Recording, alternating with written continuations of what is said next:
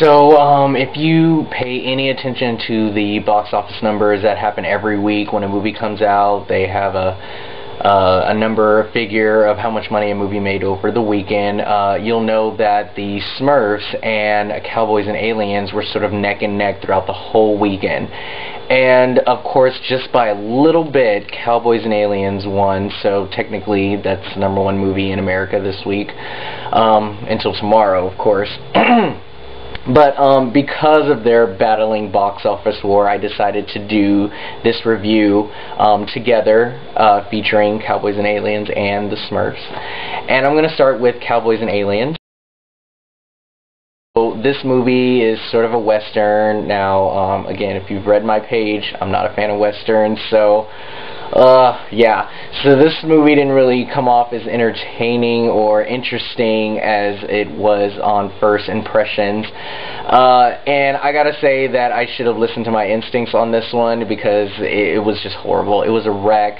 It was boring. I didn't like it at all. I was so surprised. I mean, just look at everything. You've got a great director, Jon Favreau, who does Iron Man, and then you've got Daniel Craig. I mean, James Bond himself is in this movie. A classic actor, Harrison Ford. You've got Sam Rockwell, amongst others, and it was just so bad. I wish I could understand why it just couldn't, all these people together couldn't collaborate and come out with a better movie.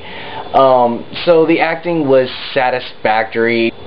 I thought the writing was horrible. The story was stupid. I necessarily didn't like the reason for the invasion and why the aliens were doing what they were doing. I also thought that the characters were not likable at all. I didn't care who lived, who died. It just was not fun for me, and, you know, to tell you the truth, I fell asleep. I have been tired a little bit for the week, but usually a movie will wake me up or at least keep my attention the whole time, and I dozed off once or twice, and this is an action movie, so, I mean, well, how did that happen? So, replay value and recommendation, I don't recommend this movie at all, especially in the theater. If you're a fan of Westerns or just anything alien, maybe you'll enjoy it for a scientific point of view, but I didn't see any reason to give up, you know, $11 for a movie. I definitely do not need to see this movie again. If you do decide to see it, honestly, I don't think there'll be a reason for you to watch it again either. So overall, that gets 1 point just because I didn't walk out of the movie. Is the Smurfs. Adaptation to the classic cartoon. I used to watch it when I was a kid and I liked it a lot, so obviously I had a little bit of interest in seeing how they were going to adapt it. Lately, their adaptations from cartoons back in the day have not been so well. One of the main reasons I believe that these movies come out a little bit horrible is because they don't stay true to what we grew up with, what we watched as a kid. They took the story out of their village and put them in New York City. Everything has to be done in New York City. I don't understand why. Maybe I need to go there and figure out why everything needs to be in New York City. It has to take place in the Big Apple for some reason, and I think that if they just kept the story true to where it came from and the whole point of the movie, I thought it would have come off a lot better.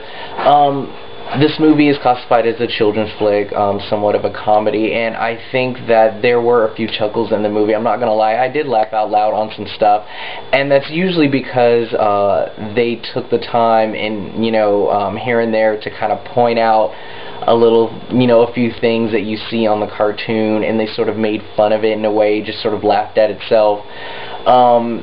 And another movie that comes to mind that did that very well was Scooby-Doo. Scooby-Doo had a lot of things that were just obvious, and I liked how the movies just sort of pointed those things out. That it was just a little bit too Care Bear for me, a little too kiddish. There wasn't really any writing involved that could adapt to make an adult person enjoy a movie, and I think that kids' movies nowadays are written a little bit better to adapt to older people than the little kids, and honestly, I don't really see anything that a little kid would enjoy in this movie. I mean, it's cute and all, but they don't really know who the Smurfs are, so I mean, this was a really good opportunity to kind of remind us what was, what we liked as, when we were kids. The acting was satisfactory. They tried to throw in a lot of big names, a lot of popular names that are out right now. So Sofia Vergara was in it,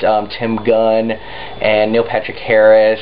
But they, didn't do anything over the top or extraordinary for their roles. They just kind of said their piece and did what they did. I thought the Smurfs were pretty cool. They looked really good, and I thought they had a amazing voice cast for all of them. So that was a really good thing about this movie. As far as recommendation, I am gonna say no, because it's not something I think that everybody needs to watch. If they do watch it, rent it when it comes out, but there's nothing really too big that you need to watch from this movie. As far as replay value, I might watch it again one day, but it's not really on my to-do list to watch again. So I probably won't be purchasing this one. And I love kid movies, so I'm a little disappointed that this one didn't do so well. So this one overall gets 2 out of 5 for its decent acting and obviously playing off as a okay kids movie.